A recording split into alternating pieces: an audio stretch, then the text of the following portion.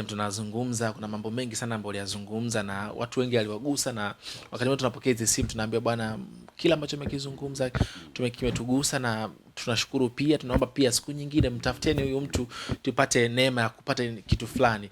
Na leo nimesema nikutafute pia nikuulize, tunafahamu tuko katika mwezi Disemba, mwezi ambao kwa upande wa Kristo wanasherehekea sikukuu ya Christmas, na nikasema kama mchungaji kuna haja ya kutafuta pia tuweze kuelewa hata kama ni kwa uchache maana ya sherehe hii ya Christmas hasa ni nini hasa. Kiongozi, kwanza moja kwa moja ni mshukuru Mungu kwa siku ya leo tena. Kwanza tuko katika wiki ya msimu wa sikukuu, na tarehe 25 ambayo tunaadhimisha kuzaliwa kwa Yesu Kristo ndio sasa kwenye kiini chenyewe kinachozungumziwa kwamba Christmas. Maana yake Christmas kwa sisi tunaomwamini Mungu, kwa sisi wa Kristo, tunaamini kwamba Christmas ni kumbukizi ya Yesu Kristo kuzaliwa. Na hapa kuna baadhi ya vipengele vichache naweza kuvisoma tu, vichache sana ambavyo vinahusu kuzaliwa kwa Yesu Kristo. Yesu hakuzaliwa kwa mbegu za mwanaume, alizaliwa kwa uweza wa Roho Mtakatifu.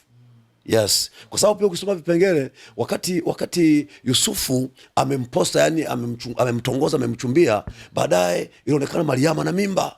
Lakini hasa kwa sababu hakuna kijana ambaye anaweza kumuoa au kuishi na mwanamke ambaye ana mimba ya ujauzito wa mtu mwingine kama unavyojua. Lakini sasa Yusufu akataka kukimbia, akataka kukwepa, lakini malaika, Biblia inasema malaika akamtokea katika usingizi akiwa amelala, anamwambia Yusufu, usifanye hivyo.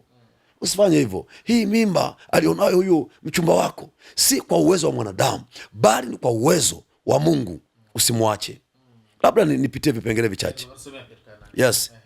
Ya Mathayo sura ya 1 mstari wa 18 nasema hivi, kuzaliwa kwake Yesu Kristo kulikuwa hivi: Mariamu mama yake alipokuwa ameposwa na Yusufu, kabla hawajakaribiana. Kukaribiana maana yake nini? Maana yake hawajakutana kimwili. Mwelewa? Hawajakaribiana, hawajalala pamoja. Maana huwezi kulala na mwanamke jinsia tofauti na wewe halafu kitu kisifanyike. Unapolala tu hasa na chavi kikutana, lazima kitu kitoke. Lakini hapa Biblia inasema hivi, tunaendelea. Naye Yusufu mmewe, kwa vile alivyokuwa mtu wa haki. Biblia inasema kwamba Yusufu alikuwa mtu wa haki, asitake kumwaibisha, aliazimu kumwacha kwa siri. Maana yake ni nini? Baada ya kuona huyu Mariamu aliyemzaa Yesu, huyu Mariamu ambaye anaitwa mama wa Yesu, Yusufu akataka kumwacha. Kwa nini ataka kumwacha? Alitaka kumwacha kwa sababu hakuna kijana yoyote anaweza kubeba binti ambaye ana ujauzito, na huu ujauzito hajui umepatikana wapi. Kwa kila mtu anataka mwanamke ambaye ikiwezekana bikira. Umeelewa? Sasa sitaki tuende huko kwa mabikira, maana bikira ni wachache sana, labda Mariamu tu. Tuendelee hapa. 22 nasema, hayo yote yamekuwa ili neno lilonenwa na Bwana kwa ujumbe wa nabii ikisema, tazama bikira atachukua mimba, naye atamzaa mwana, nao watamwita jina lake Imanueli, yani Mungu pamoja nasi. Okay. Naye Yusufu alipoamka katika usingizi, alifanya kama malaika wa Bwana alivyomwambia. Maana yake ni nini? Baada ya Yusufu kugundua kwamba huyu mpenzi wake, huyu mchumba wake ana ujauzito, akashituka sana. Akaona, inakuwaje? Mchumba wangu ambaye inatakiwa ni muoe, mbona ana mimba? Lakini malaika wa Mungu akamwambia Yusufu usiku katika usingizi, usihofu, usiogope kumchukua huyu mkeo Mariamu. Maana ujauzito alionao si ujauzito wa Asumani wala wa Baraka wala wa Musa. Huu ujauzito ameupata kwa uweza wa Roho Mtakatifu. Baada ya Yusufu kuambiwa hivyo, moyo wake ukatulia. Umenielewa vizuri? Twende mbele. Pengine kumekuwa na vitu vingi ambavyo vinazungumzwa hasa katika kusherehekea sikukuu ya Christmas hata kwa uchache tu hasa kuhusu tarehe 25. Kuna pengine niite upotofu ama ni imani ambazo watu wamekuwa kizizungumza pia. Kwa nini ni tarehe 25 na sio labda tarehe nyingine, kwa mtu ambaye haelewi labda? Mimi labda niseme kwamba kitu kimoja, hii imekuwa yani manake imekuwa ikijirudia tarehe 25 mwezi wa 12. Mimi naweza nikasema kwamba kwa sababu mimi sikuzaliwa miaka mingi sana. Unajua vitu za zingine, sitaki mimi niongee mambo ya uongo, ila kwa kuwa tumekuta kalenda ikizungumza kwamba tarehe 25 mwezi wa 12 ni kumbukizi ya kuzaliwa mfalme wa wafalme, Yesu Kristo. Na Yesu anapozaliwa hazaliwi tu kienyeji, lazima tuadhimishe, tufurahi, tusherekee. Lakini pamoja na kufurahi, lengo kubwa ni sisi kubadilika, kuwa na roho njema, kuwa na tabia njema, kuacha mauchawi, kuacha maroho mabaya, maroho machafu. Hilo ndio lengo kabisa la kuadhimisha siku ya Krismasi ya kuzaliwa kwa Yesu Kristo. Kwa sababu kama Yesu tunamwadhimisha, halafu asikusaidie wewe, asinisaidie mimi, haina maana. Yes. Maana sahihi ya kusherekea na maana ni kuenzi yale mazuri ambayo aliyafanya. Yes, of course. Ya maana kusherekea siku ya Krismasi ni kuenzi yale mema ambayo Yesu ametuachia, yale mema ambayo Yesu ametuagiza tuyatende kama watumishi wa Mungu. Lakini hata wale ambao sio watumishi wa Mungu, tunaenziwa tuyaenzi yale mambo mazuri ambayo Yesu aliyafanya. Tuendelee kuyafanya, tuendelee kupendana, tuendelee pia kuiombea nchi, kwa sababu ukiangalia kuzaliwa kwa Yesu Kristo kumebeba vitu vingi sana, vitu vingi sana. Kuna kupeana zawadi, unampelekea zawadi hata wewe mtangazaji. Kama una mchumba unataka kuoa baadaye, lazima umpelekee zawadi. Na ndio maana unaona kwenye siku ya Krismasi watu wengi wanafurahi, wana-enjoy. Yes, wana-enjoy, wanafurahi. Kwa hiyo ni siku ambayo ni siku nzuri sana. Tunakumbuka mambo mengi ya Yesu. Kuna kijana ambaye ameenda kanisani, amesherehekea vizuri sikukuu, halafu jioni anaenda Kitambaa, ama anaenda Small Planet, ama anaenda nini Kitawaka. Tunamhitaji huyu? Hii sikukuu Mungu anaipokea vipi? Mimi niseme tu kama nabii au kama mchungaji Chandalo, kwamba ukiona watu kama hao siku ya sikukuu tena ya kukumbuka kuzaliwa kwa Yesu Kristo wanaitumia vibaya, kwenda kufanya maumaraya, kwenda kufanya mauzinzi, kwenda kufanya maovu, maanake ni kama wanaibatilisha. Maanake ile wanafanya vibaya sana, kwa sababu hatumkumbuki Yesu kuzaliwa kwake kwa kufanya maovu. Tunamkumbuka Yesu kuzaliwa kwake kwa kutenda mazuri, kuwaona yatima, kuwaona wajane, kufurahi na wengine, lakini sio kufanya maovu. Sio kipindi cha kwenda kwenye Kitambaa au Birkanas au kasino, klabu. Huo muda sio muda wa kwenda kufanya mabaya, ni muda wa kutafakari. Halafu ikumbuke pia tarehe 25 tutakuwa tumebakiwa siku chache sana, siku chache ili mwaka uishe. Lazima utafakari mwaka mzima, huyu Yesu ambaye amezaliwa amekufanyia nini?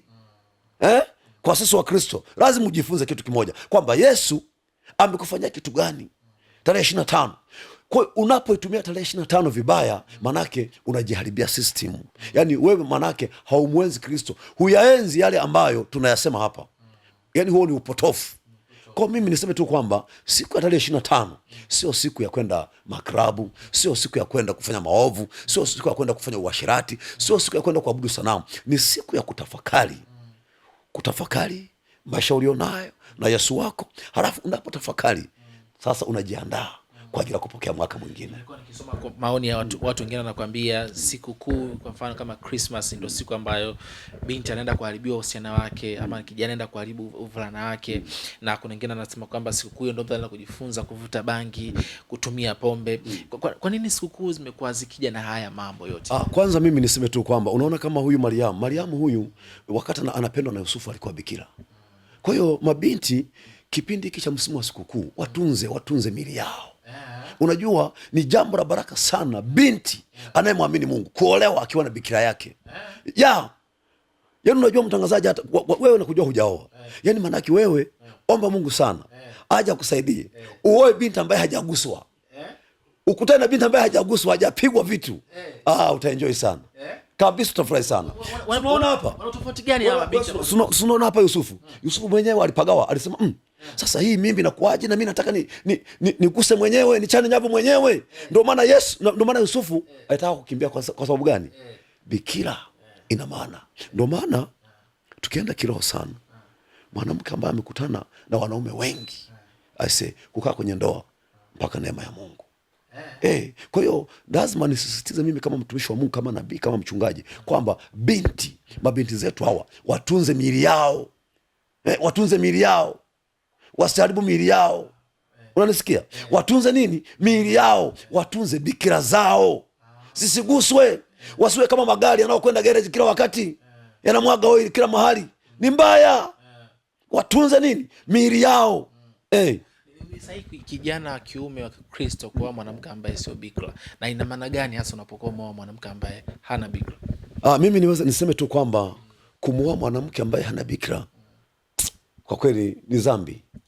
Ni dhambi kwa sababu gani? Tukirejea kwenye maandiko, yani unajua kibiblia inabidi mwanaume umpate mtu ambaye ni bikira. Lakini sasa kwa bahati mbaya dunia sasa hivi unaweza ukampenda mwanamke, umempenda ni mzuri, ni mrembo, ana sifa zote, na wewe amekupenda, unataka kuanza naye maisha, lakini wengi wao wanakuwa wameshaharibika.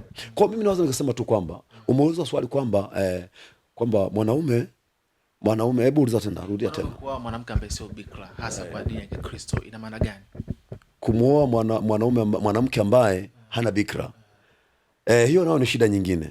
Yani kiroho, tukienda kiroho, inatakiwa mwanaume umpate mtu ambaye hajabikiriwa, yani ufungue mwenyewe pazia, uchane nyavu mwenyewe, kuna raha pale. Lakini sasa unamuoa mwanamke ambaye hana bikira, yani ni shida, ni kama bahari. Sasa hii ni mbaya hii. Ndio maana kila siku wanafundisha watu watunze miili yao, watunze bikira zao. Kwa sababu gani? Ni kibiblia. Kwa sababu unapokutana na mwanamke, yani mwanamke anapokuwa ameolewa, amebikiriwa na mtu mwingine, na ndio maana wengi kwenye ndoa hawakai, kwa sababu anakuwa anakumbuka. Unajua sisi wanadamu, sisi wanaume tumeumbwa tofauti. Kuna mrefu, kuna mfupi. Kwa kama kuna mrefu, kuna mfupi, usisahau kwamba sisi wanaume tumetofautiana maumbile. Kuna mwingine Mungu amemjalia ana baraha. Umeelewa? Kwa hiyo sasa inabidi binti ambaye hajaguswa ajitunze mpaka pale atakapoolewa, itakuwa baraka sana. Yes. La mwisho, kuna wasanii ambao wanajiandaa kwenda kufanya show zao sikukuu hii ya Christmas.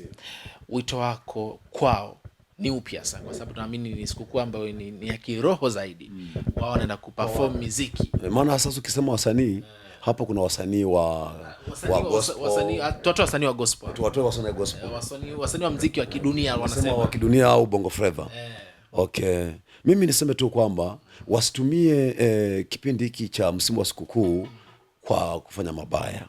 Kama wanaenda kuelimisha watu, au kama wanaenda kutangaza taifa letu la Tanzania, sio dhambi, sio mbaya. Lakini kama watasherehekea sikukuu hii, au wataenda kuimba somewhere sehemu mbalimbali, na huku wanafanya maovu, ni mbaya sana. Ni mbaya sana. Ni mbaya sana. Kwa sababu msanii anapoimba pia anaelimisha jamii. Anafikisha ujumbe wake kwa taifa. Anafikisha ujumbe wake somewhere. Sio mbaya, ni jambo la baraka sana. Lakini sasa watakapotumia sherehe hii kwa kufanya mabaya, ni mbaya sana.